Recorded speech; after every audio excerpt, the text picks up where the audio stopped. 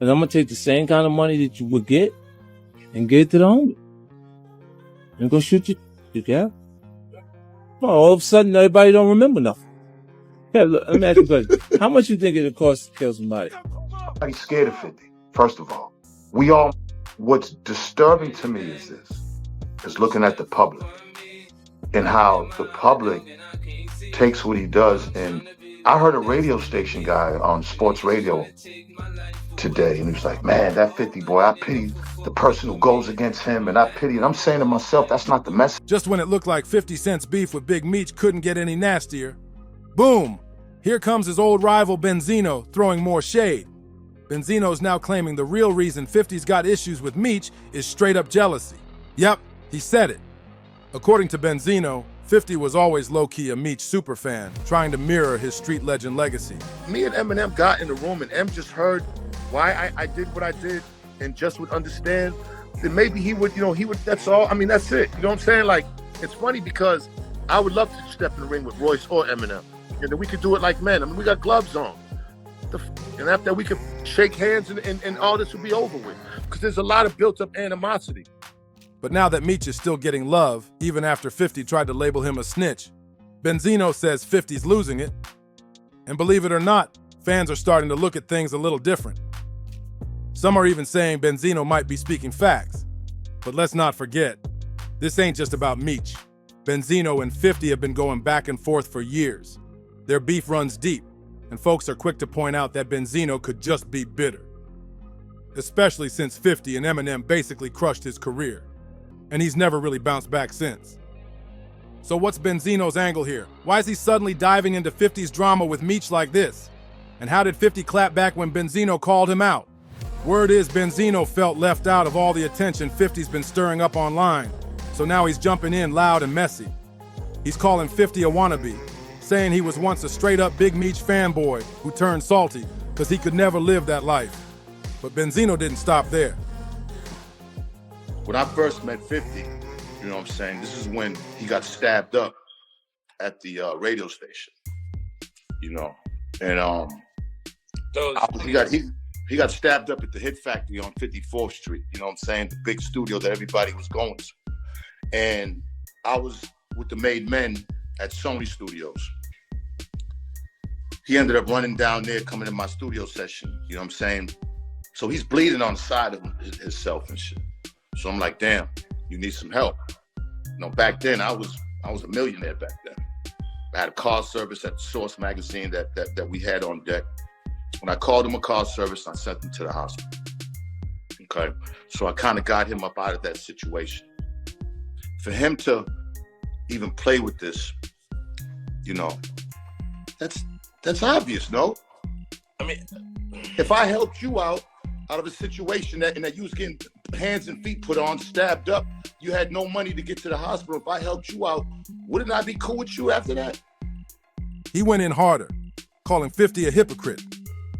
He dragged up the fact that 50 had no problem making the BMF series about Meech's life when it boosted his brand, even though serious rumors were already flying about Meech possibly snitching through federal informant Tammy Cowens. This one's getting wild. So now that Big Meech and Rick Ross are back on good terms, suddenly 50 Cent's got a problem with Meech, talking about he's a snitch. Sounds a little suspicious, right? But wait, it gets even messier. In that same interview, Benzino claimed he never even had beef with 50. Like, what? Come on now. 50 would definitely have something to say about that. Their drama goes way back to the early 2000s, when Benzino made the huge mistake of coming for Eminem. And everybody knows, if you go at him, you're automatically going at 50 too. This whole mess really blew up around 2002 when Eminem dropped The Eminem Show. The Source magazine, where Benzino had major pull, only gave it 4 out of 5 mics, and M took that personally. He felt Benzino was hating because of race, and from there, it turned into a full-blown war. That's a jealous man, you know that. I mean, I don't feel like going back and there's some niggas because he's a jealous man, insecure man. These are insecure because of a real confident. Don't do that to other niggas. It's sucker to to make yourself look good at another demise. Like, that's sucker shit. We don't do that. Like, that's not, there are certain things about being a man, right? And I was fortunate to have a father that was there in my life. Even though he was in jail, I still visited him and I still got the messages. Guys like 50, I don't think their father was around to give them the message, right, of how to be a man. Because that's not manly.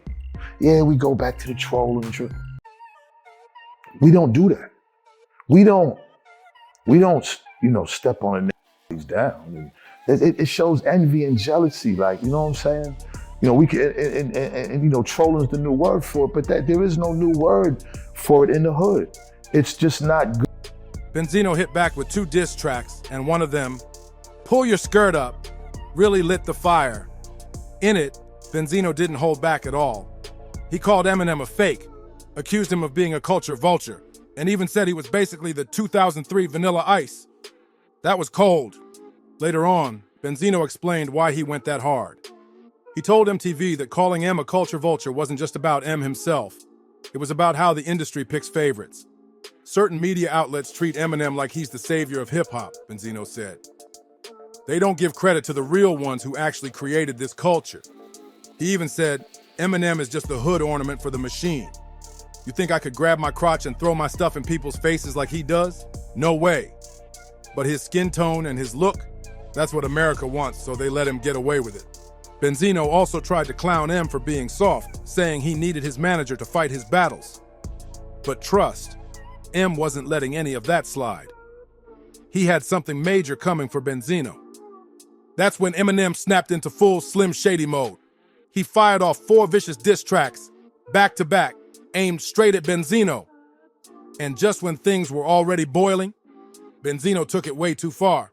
He clapped back with a diss track called Die Another Day, and that's where he crossed the line. In that track, Benzino didn't just mention Eminem's daughter Haley, he straight up threatened her. He made a chilling reference to JonBenet Ramsey, the 6-year-old girl whose tragic story shocked the nation. Benzino rapped, "Tell Haley it ain't safe no more. Daddy better watch his back at the candy store. We messed up. Resort to plan B, F around. She end up like JonBenet Ramsey." That bar was dark. People were shocked. But Benzino later tried to defend it, saying he was just returning fire after Eminem brought up his son first, on tracks like Nail in the Coffin and The Sauce. According to him, it was tit for tat. In an interview with MTV, Benzino tried to downplay the whole thing. He claimed the beef wasn't personal. He was just standing up for what he believed in. "I wasn't really trying to beef with Eminem," Benzino said. "I was just standing up for hip-hop culture, speaking out on the favoritism in the industry." He called it more of a debate than a diss battle, saying, "Hip-hop came from the streets. Now it's gone mainstream, it's corporate. It brings life to a lot of people.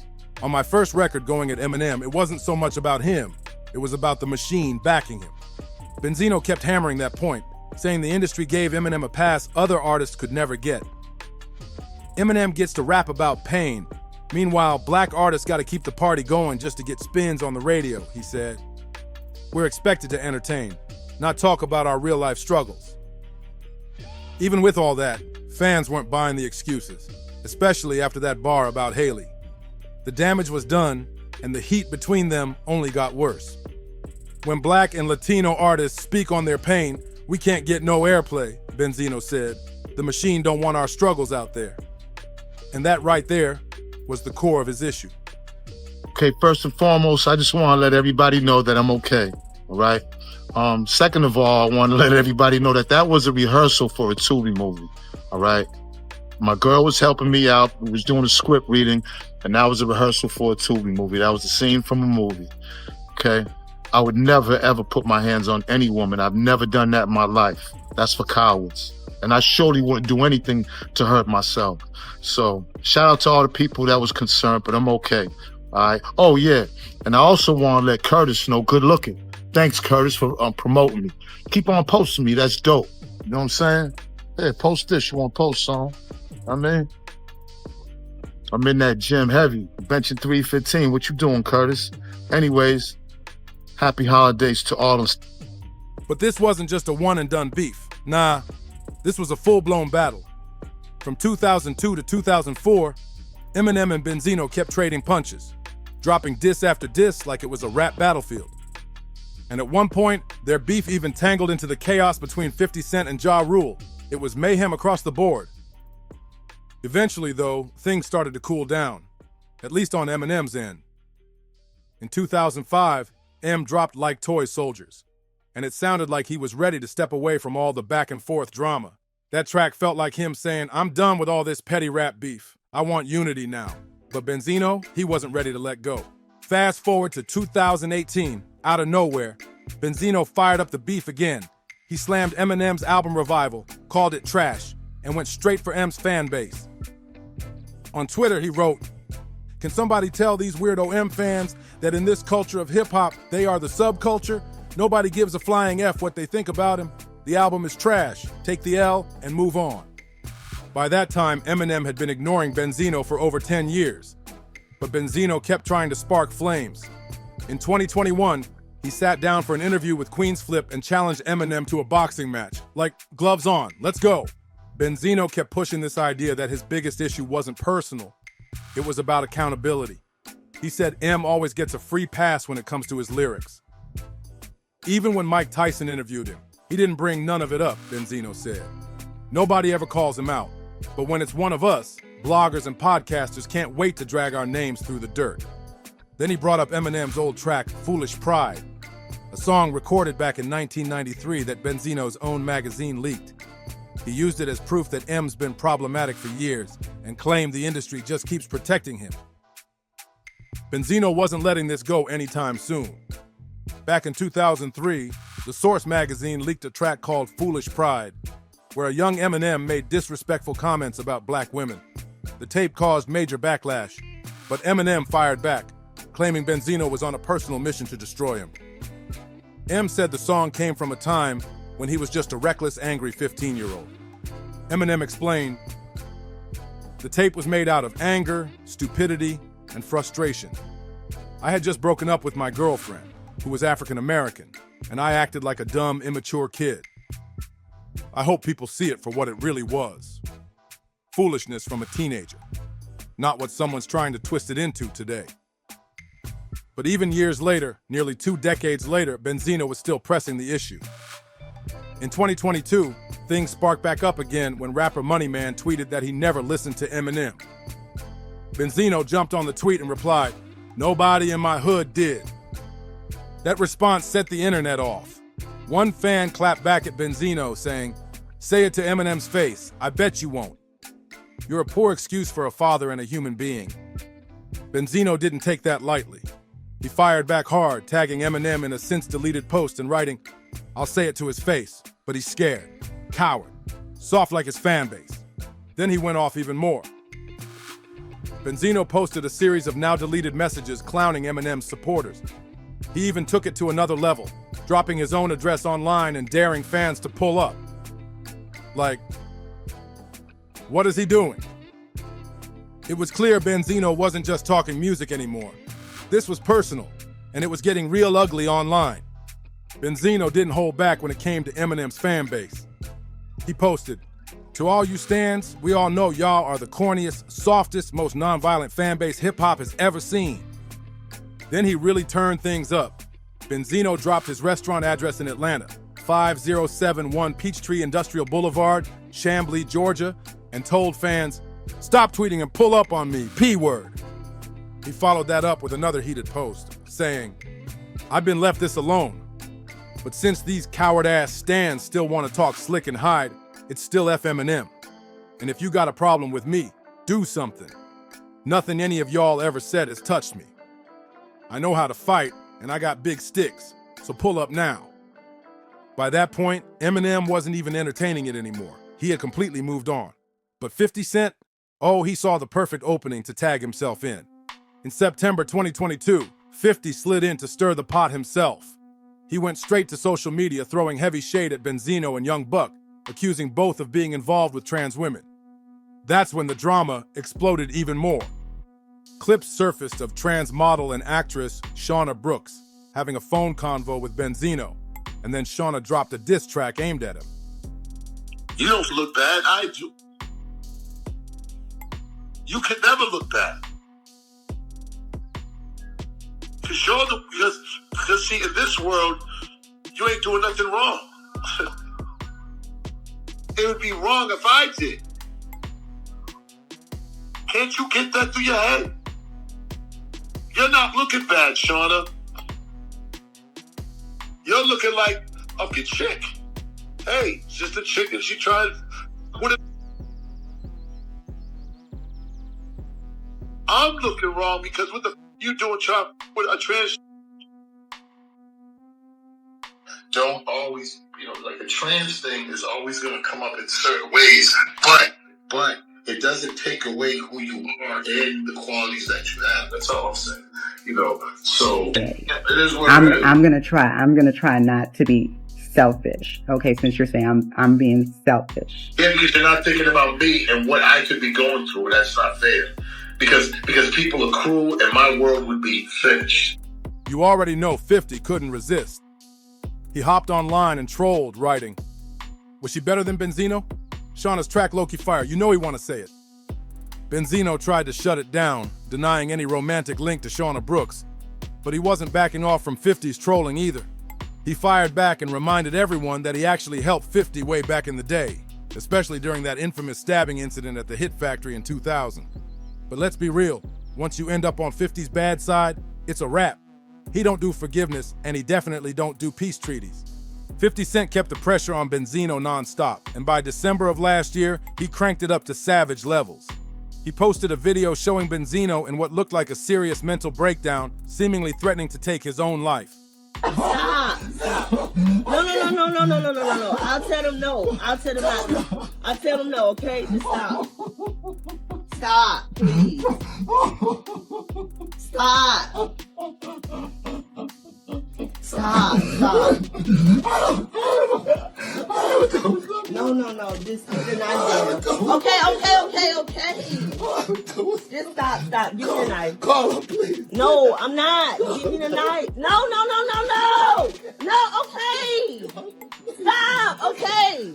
Come on. No. Give me the knife. I will tell him to know to come. I'll call him back. And the caption? 50 claimed it all went down after Benzino's girlfriend, Ashley Bell, allegedly called the cops on him for putting hands on her. Benzino tried to do damage control, saying the clip was just a movie rehearsal, and folks had it twisted. But fans weren't buying it at all. Most believed he was just trying to guilt his girlfriend into staying after she reportedly tried to walk away and call the law. Even though Benzino always says he's above 50's trolling, his reactions tell a whole different story. Just a few months ago, he jumped online again, this time defending Jay-Z after 50 trolled Hov over his ties to Diddy.